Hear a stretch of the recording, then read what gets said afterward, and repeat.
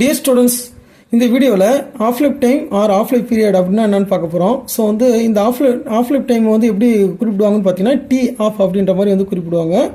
So வந்து what is half life time? So half life time is the time required for a quantity of substance to reduce to half its initial value. அதாவது வந்து ஒரு substance இருக்குது அப்படின்னா அந்த சப்ஸ்டன்ஸோட அளவு அந்த குவான்டிட்டி வந்து பார்த்தீங்கன்னா பாதியாக குறையிறதுக்கு எவ்வளோ டைம் வந்து தேவைப்படும். அதாவது வந்து ஒரு ஃபார் எக்ஸாம்பிள் வந்து இப்போ 100 கிராம் சப்ஸ்டன்ஸ் இருக்குது அப்படின்னா இந்த 100 கிராம் சப்ஸ்டன்ஸ் வந்து 50 கிராமாக வந்து மாறுறதுக்கு, அதாவது இன்கேஸ் வந்து பார்த்தீங்கன்னா ஒரு சேர்மம் வந்து சிதையுது அப்படின்னா அது வந்து 100 கிராம் சேர்மோ 50 கிராம் சேர்மோ சிதைவடையத்துக்கு எவ்வளோ டைம் வந்து தேவைப்படும். அதுதான் வந்து அந்த சப்ஸ்டன்ஸோட ஆஃப் லைஃப் டைம் அப்படின்னு சொல்லுவாங்க. இல்லைனா வந்து ஆஃப் லைஃப் பீரியட்னு சொல்லுவாங்க, அரைவாழ்வு காலம். அதாவது ஸோ பெரும்பாலும் இந்த ரேடியோ ஆக்டிவ் எலமெண்ட்ஸ் டீகம்போஸ் ஆகிறத ஆஃப் லைஃப் பீரியடில் தான் வந்து மென்ஷன் பண்ணுவாங்க. ஸோ அதாவது வந்து அதனோட ஆஃப் லைஃப் பீரியடு டைம் எவ்வளோ அப்படின்றத வந்து மென்ஷன் பண்ணியிருப்பாங்க. ஸோ இல்லைனா வந்து லைஃப் டைம் அப்படின்ற மாதிரி வந்து சொல்லுவாங்க. ஸோ வந்து பெரும்பாலும் எதுக்கெல்லாம் வந்து இந்த லைஃப் டைம் வந்து ரொம்ப முக்கியமாக வந்து மென்ஷன் பண்ணுவாங்க பார்த்தீங்கன்னா ஷார்ட் லைவ்டு எலமெண்ட்டு இல்லை ஷார்ட் லைவ்டு மெட்டீரியல்ஸ் எதுவாக இருந்தாலும் சரி அதுக்கு வந்து பார்த்தீங்கன்னா இந்த ஆஃப் லைஃப் பீரியட் வந்து மென்ஷன் பண்ணுவாங்க. ஸோ வந்து அதாவது ஷார்ட் லைவ்னா வந்து சீக்கிரமாகவே வந்து அது சிதைஞ்சிரும். அதை மாதிரி மெட்டீரியல்ஸ் எல்லாத்துக்கும் வந்து பார்த்திங்கன்னா ஆஃப் லைஃப் பீரியட் வந்து ரொம்ப முக்கியமானது. ஸோ அதை பேஸ் பண்ணி அதுக்குள்ளாரே வந்து அதுக்கு அந்த எலமெண்ட்டையோ இல்லை வந்து பார்த்தீங்கன்னா வந்து அந்த காம்பவுண்டை எப்போ பயன்படுத்தணுமோ கரெக்டான டைமுக்குள்ளார வந்து பயன்படுத்திடுவாங்க. அதுக்காக தான். ஸோ வந்து இப்போ இந்த ஆஃப் லைஃப் பீரியட்னா என்னது உங்களுக்கு ஒரு எலமெண்ட்ரி ஐடியா கிடச்சிருக்கும். இப்போ ஃபார் எக்ஸாம்பிள் வந்து இப்போ ஒரு மெட்டீரியல், ஸோ வந்து இப்போ ஒரு மெட்டீரியலோட ஆஃப் லைஃப் பீரியட் வந்து 5 மினிட்ஸ் அப்படின்னா, ஸோ வந்து இப்போ அந்த மெட்டீரியல் வந்து 100 கிராம் இருக்குது அப்படின்னா அது வந்து 25 கிராமாக மாறதுக்கு எவ்வளோ டைம் தேவைப்படும் அப்படின்னு பார்க்கும்போது, ஸோ இப்போ ஃபார் எக்ஸாம்பிள் வந்து 100 கிராம் இருக்குது, இது 100 கிராம் வந்து 50 கிராமாக கன்வெர்ட் பண்ணுறதுக்கு வந்து இப்போ 5 மினிட்ஸ் அப்படின்னா இது வந்து இந்த 5 மினிட்ஸ்ன்றது வந்து ஆஃப் லைஃப் டைம். சரிங்களா? ஸோ அதனோட டி ஆஃப் வந்து பார்த்தீங்கன்னா வந்து 5 மினிட்ஸ். ஸோ இப்போ இனிஷியலாக வந்து 100 கிராம் இருக்குது. ஸோ அது வந்து பார்த்தீங்கன்னா 25 கிராமாக மாறதுக்கு எவ்வளோ டைம் தேவைப்படுன்னு நம்ம கால்குலேஷன் பண்ணும்போது, ஸோ அந்த 100 கிராம் வந்து 50 கிராமாக மாறதுக்கு 5 நிமிஷம். ஸோ அதுக்கப்புறம் அந்த 50 கிராம் வந்து பார்த்தீங்கன்னா வந்து 25 கிராமாக மாறதுக்கு இன்னும் ஒரு 5 மினிட்ஸ் வந்து தேவைப்படுது. ஸோ அப்போ ஒரு மெட்டீரியல் ஸோ அதனோட ஆஃப் லைஃப் பீரியட் வந்து பார்த்தீங்கன்னா வந்து 5 மினிட்ஸ் தான் அப்படின்னா, ஸோ அது வந்து வித்தின் வந்து 10 மினிட்ஸ், அதாவது 10 மினிட்ஸில் அது வந்து 100 கிராம் வந்து 25 கிராமாக மாறிடும். சரிங்களா? ஸோ இப்போ இது வந்து 12.5 கிராமாக மாறதுக்கு வந்து பார்த்தீங்கன்னா வந்து 15 மினிட்ஸ் வந்து தேவைப்படும். ஸோ இந்த ஆஃப் லைஃப் பீரியட்ன்றது வந்து இவ்வளோ தான், ரொம்ப சிம்பிளான ஒரு விஷயம்.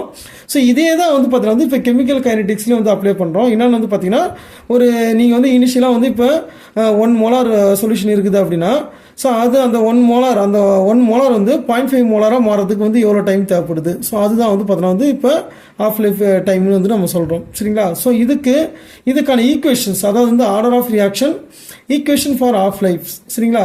ஸோ என்னென்னா இப்போ வந்து ஜீரோ ஆர்டர் ரியாக்ஷனுக்கு வந்து பார்த்தீங்கன்னா ஆஃப் லைஃபுக்கான ஈக்குவேஷன், அதாவது வந்து டி ஆஃப் ஈக்குவல் டு என்ன அப்படின்றத வந்து இங்கே போட்டுக்கிறோம். ஸோ அது வந்து A/2K0 வந்து பார்த்தீங்கன்னா நம்ம என்ன சொல்கிறோம், rate constant for zero order reaction இது. ஸோ அதாவது பூஜ்ஜியப்படி வினைக்கான வினைவேக மாறிலி இது வந்து இனிஷியல் கான்சன்ட்ரேஷன், அதாவது ஆரம்பச்சரிவு. ஏன்றது வந்து ஆரம்பச்சரிவு. ஸோ இதுவே வந்து இப்போ n=1, அதாவது ஃபர்ஸ்ட் ஆர்டர் ரியாக்ஷனுக்கு என்ன வரும்னு பார்த்தீங்கன்னா வந்து 0.693/K1. ஸோ இந்த ஃபர்ஸ்ட் ஆர்டர் ரியாக்ஷனை நீங்கள் வந்து பாருங்கள், நோட் பண்ணுங்கள். ஸோ அடுத்து ஏன்னா இது வந்து இப்போ செகண்ட் ஆர்டர், ஜீரோ ஆர்டர், ரெண்டாவது வந்து பார்த்தீங்கன்னா வந்து தேர்ட் ஆர்டர், இது மாதிரி வந்து பார்த்தீங்கன்னா இப்போ NA ஈக்குவல் டு ப்ராடக்ட் அப்படின்னு ஒன்று இருக்குன்னு வச்சுங்க. ஸோ அதுக்கு வந்து பார்த்தீங்கன்னா வந்து இது வந்து nth ஆர்டர் அப்படின்னு வந்து சொல்லிடலாம். ஸோ அதாவது ஆர்டர் ஆஃப் ரியாக்ஷன் வந்து என்ன வேணாலும் இருக்கலாம், இப்போ 4, 5 எது வந்து இருந்தாலும். ஸோ அதுக்கு வந்து இந்த ஈக்குவேஷன் வந்து காமனாக அப்ளை பண்ண முடியும். ஆனால் இந்த ஃபஸ்ட் ஆர்டர் தவிர்த்து மீது எல்லாத்துலேயும் இந்த ஆஃப் லைஃப் டைம் வந்து பார்த்திங்கன்னா எதை பொறுத்து இருக்குதுன்னு பார்த்தீங்கன்னா அந்த ஏவோட கான்சன்ட்ரேஷன், இனிஷியல் கான்சன்ட்ரேஷன் வந்து பார்த்தீங்கன்னா வந்து ரிலேட் ஆகுது. ஆனால் ஃபஸ்ட் ஆர்டர் ரியாக்ஷன் மட்டும் ஆஃப் லைஃப் பீரியட் வந்து இனிஷியல் கான்சன்ட்ரேஷனை பொறுத்து இருக்காது அப்படின்றத வந்து நீங்கள் நோட் பண்ணி வச்சுக்கணும். ஸோ இதெல்லாம் எப்படி டெரிவ் பண்ணுறதுன்னு பார்த்தீங்கன்னா ஃபார் எக்ஸாம்பிள் வந்து ஜீரோ ஆர்டர் ரியாக்ஷனுக்கு வந்து K0 அதாவது வந்து ரேட் கான்ஸ்டன்ட் வேல்யூ என்னன்னு பார்த்தீங்கன்னா x/tன்னு வந்து பார்த்துருக்குறோம். இந்த எக்ஸ்ன்றது வந்து ஆஃப்டர் டைம் டீயில் வந்து எவ்வளோ ப்ராடக்ட் வந்து உருவாயிருக்குது, ப்ராடக்ட் கான்சன்ட்ரேஷன் ஆஃப் ப்ராடக்ட், அதுதான் வந்து நம்ம எக்ஸ்ன்னு பார்த்தோம். சரிங்களா? ஸோ அதாவது இப்போ ஃபார் எக்ஸாம்பிள் இப்போ ஏன்றது வந்து ப்ராடக்ட் பியாக மாறுதுன்னா, ஸோ இனிஷியலாக அதனோட கான்சன்ட்ரேஷன், அதாவது T = 0 இருக்கும்போது அது வந்து அதனோட அளவு வந்து ஏ அப்படின்னு வச்சுக்கிறோம், இனிஷியல் கான்சன்ட்ரேஷன் ஆரம்பிச்சறிவு. ஸோ அதுவே வந்து பார்த்தீங்கன்னா வந்து ஃபைனல் அந்த டைமில் வந்து ப்ராடக்டோட கான்சன்ட்ரேஷன் 0வாக இருக்கும். ஸோ ஆஃப்டர் டைம் டி வந்து பார்த்தீங்கன்னா இதனோட கான்சன்ட்ரேஷன் என்னன்னு பார்த்தீங்கன்னா இப்போ எக்ஸ் மோல் வந்து ப்ராடக்ட் வராதுன்னா ஏ மைனஸ் எக்ஸ் அப்படின்றது வந்து நம்ம பார்த்துருக்குறோம். இப்போ வந்து ஆஃப்டர் டி ஆஃப் எப்படி இருக்கும் அப்படின்னு பார்த்தீங்கன்னா சரியா. ஸோ வந்து டி ஆஃப் டைமில் வந்து பாதி, அதாவது வந்து அந்த இனிஷியல் கான்சன்ட்ரேஷன் வந்து பாதியாக வந்து பார்த்தோன்னா வந்து மாறி இருக்கும். அப்போ எவ்வளோ மடங்கு வந்து ப்ராடக்ட் உருவாயிருக்குன்னு பார்த்தீங்கன்னா இப்போ இது வந்து இப்போ இதை நம்ம வச்சுக்கோம். இப்போ என்னன்னா இந்த எக்ஸோட அளவு வந்து A/2 இருக்கும். அதாவது வந்து இப்போது 1 மோலார் சொல்யூஷன் வந்து 1 மோலார் வந்து ரியாக்டன்ட் இருக்குது. ஆனால் after time half life time வந்து பார்த்தீங்கன்னா டைமுக்கு பிறகு என்ன இருக்குன்னு பார்த்தீங்கன்னா இந்த ஏவோட வேல்யூ A/2 இருக்கும், ஃபார்ம் ஆன ப்ராடக்ட்டும் A/2 இருக்கும். அதுதான் வேறு எதுவும் கிடையாது. ஸோ இந்த ஈக்குவேஷனுக்கு சரிங்களா. ஸோ அப்போ இதனோட கான்சன்ட்ரேஷனும் A/2, அதுவும் A/2. அதாவது இது ஏன் A/2னா ஏ மைனஸ் எக்ஸ் தான் A/2ன்னு இருக்குது. அப்போ ஏன்றது வந்து 1, இது வந்து ஆஃப் அப்படின்னு பார்க்கும்போது என்ன வந்துடும். ஸோ வந்து பார்த்தோன்னா வந்து அதில் பாதி தான் வரும் சரிங்களா. ஏன்றது வந்து முழு அளவு சரிங்களா. இது வந்து பார்த்தோன்னா அதில் பாதி சரிங்களா. ஸோ அப்போ அதில் இப்போ ஏலேருந்து நம்ம A/2 மைனஸ் பண்ணும்போது ஆஸ் யூஷுவல் வந்து பார்த்தீங்கன்னா வந்து ஏல பாதி தான் இருக்கும், A/2 இருக்கும் சரிங்களா. ஸோ இதுதான். ஸோ இப்போ நம்ம K0 ஈக்குவல் டு என்னன்னா x/t, எக்ஸ்ன்றது வந்து பார்த்தீங்கன்னா வந்து A/2 சரிங்களா, டிவைட் பை டி ஆஃப், அதான் முக்கியமானது சரிங்களா. ஸோ இதை வந்து நம்ம ஆல்ட்ரு பண்ணி T half equal to A/2 by K0. இதை A/2 கீழே வந்துன்னா A/2 K0 அப்படின்ற மாதிரி வந்துடும். ஸோ இதுதான் வந்து பார்த்தீங்கன்னா ஜீரோ ஆர்டர் ரியாக்ஷனுக்கான ஆஃப் லைஃப் கண்டுபிடிக்கிறதுக்கான ஈக்குவேஷன் சரிங்களா.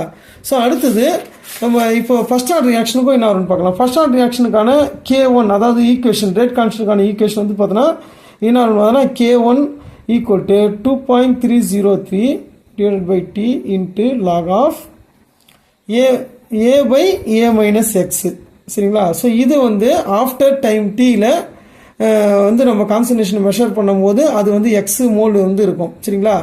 ஸோ ப்ராடக்டோட கான்சன்ட்ரேஷன். ஆனால் இப்போ டி ஆஃப் டைம் சரிங்களா. ஸோ வந்து அதாவது K1 equal to 2.303 by T half, அதாவது வந்து ரியாக்டன்ட் வந்து பார்த்தீங்கன்னா பாதி அளவு வந்து டீகம்போஸ் ஆகிறதுக்கு தேவைப்படும் டைம் அது. ஸோ அப்போ என்னன்னு பார்த்தீங்கன்னா ஏன்றது வந்து ஏவாகவே இருக்கும் சரியா. ஸோ வந்து என்னென்னா அது ஏ மைனஸ் ஏ, அதாவது இப்போ நம்ம ப்ராடக்டோட கான்சன்ட்ரேஷனை கன்சிடர் பண்ணுறோம் சரிங்களா. ஸோ வந்து அப்போ ஏ மைனஸ் எக்ஸு, அந்த எக்ஸு வந்து பார்த்தீங்கன்னா டிஎஃப்க்கு அப்புறம் எவ்வளோ உருவாயிருக்குன்னு பார்த்தீங்கன்னா A/2 கான்சன்ட்ரேஷன் வந்து இருக்கும் சரிங்களா. ஸோ அப்போ இதனோட வேல்யூலாம் நீங்கள் சப்ஸ்டிட் பண்ணிங்கன்னா உங்களுக்கு தெரியும் 2.303.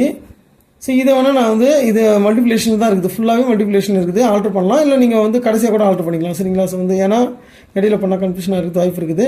ஸோ வந்து இப்போ ஏ மைனஸ் A/2னா நம்ம கழிச்சதுக்கப்புறம் இருக்கும் A/2 தான் இருக்கும். அதாவது ஏன்றது வந்து இப்போ 1ன்னு வச்சிங்கன்னா இது வந்து ஆஃப்னு பார்த்தீங்கன்னா ஸோ அப்போ எவ்வளோ இருக்குது. ஸோ வந்து 1 மைனஸ் ஆஃப் திரும்ப வந்து பார்த்தீங்கன்னா ஆஃப் தான் இருக்கும் சரிங்களா. ஸோ அடுத்தது 2.303 டி ஆஃப் லாக் ஆஃப், இப்போ ஏவுக்கு கேன்சல் ஆயிடுச்சு அப்படின்னா இந்த 2 வந்து 1/2. ஸோ இது வந்து என்ன ஆகிடும் வந்து பார்த்தீங்கன்னா இது டினாமினேட்டரில் இருக்கிறதால ஸோ வந்து 1/2 என்ன ஆகிடும் நியூமரேட்டராக மாறிடும் சரிங்களா. ஸோ அப்போ லாக் 2. ஸோ வந்து இப்போ இதனோட வேல்யூ என்ன அப்படின்னு பார்த்தீங்கன்னா லாக் 2ஓட வேல்யூ நமக்கு நல்லா தெரியும். So log 2 equal to 0.3010. So அப்போ 2.303 into 0.3010 divide by T half. So இதனோட வேல்யூ என்னன்னு பார்த்தீங்கன்னா 0.6932 அப்படின்னு வரும், நிறைய வரும், ஃப்ராக்ஷன் வேல்யூ வரும். ஸோ வந்து ஜென்ரலாக வந்து நம்ம இதை யூஸ் பண்ணுவோம் 0.693 பை டி ஆஃப். நம்ம டி ஆஃப் தான் கண்டுபிடிக்க போகிறோம். அப்போ டி ஆஃபுக்கான ஈக்குவேஷன் என்ன மாறிடும் 0.693. ஸோ அப்படியே வந்து பார்த்தீங்கன்னா இது இப்போ நியூமினேட்டராக இருக்குது, அது டினாமினேட்டராக மாறிடும். ரைட் சைடு போனோடனே இது வந்து பார்த்தீங்கன்னா டினாமினேட்டரில் இருக்குது, அது நியூமினேட்டராக மாறிடும். எப்போன்னு பார்த்தீங்கன்னா லெஃப்ட் சைடு போனோடனே சரிங்களா. ஸோ அப்போ இது K1. ஸோ இது வந்து ஃபர்ஸ்ட் ஆர்டர் ரியாக்ஷனுக்கான ஆஃப் லைஃப் டைம்.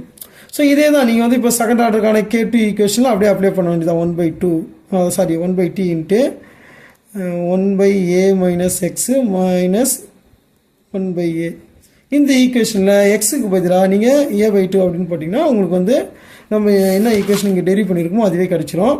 ஸோ அதுவும் இல்லாமல் இந்த ஷார்ட் ஃபார்முலாவில் நீங்கள் 0 order, second order, third order எல்லாத்துக்கும் நீங்கள் அப்ளை பண்ண முடியும். அப்ளை பண்ணிங்கன்னா உங்களுக்கு கண்டிப்பாக இது கிடச்சிடும். இப்போ ஃபார் எக்ஸாம்பிள் வந்து இப்போ செகண்ட் ஆர்டர் ரியாக்ஷன் இந்த ஃபார்முலா அப்ளை பண்ணால் இப்போ n = 2 அப்படின்னு வச்சுட்டிங்கன்னா ஸோ இந்த 2 × 2 - 1 சரிங்களா. ஸோ வந்து என்னென்னா n - 1 இருக்கு இல்லையா. ஸோ அதுதான் வந்து இப்போ n = 2ன்னு வச்சுக்கணும். -1 / K2 அதான் செகண்ட் ஆர்டர் ரியாக்ஷனு.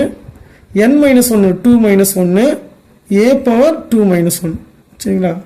ஸோ அப்போ T ஆஃப் என்ன வரும்னு பாருங்கள். T ஆஃப் = 2 அதாவது வந்து 2 - 1. ஸோ அப்போ 2 தான் அது. ஏன்னா இப்போ 2 / 1 சரிங்களா. 2 / 1 அப்போ 2 தான். அப்போ 2 - 1 என்ன வரும் 1 சரிங்களா. / K2 இன்ட்டு 2 - 1 ஆச்சு 1 தான் ஆச்சு. அப்போ A. ஸோ அதே மாதிரி A பவர்லேயும் 2 - 1 தான் இருக்குது. அப்போ அதுவும் 1 தான். அப்போ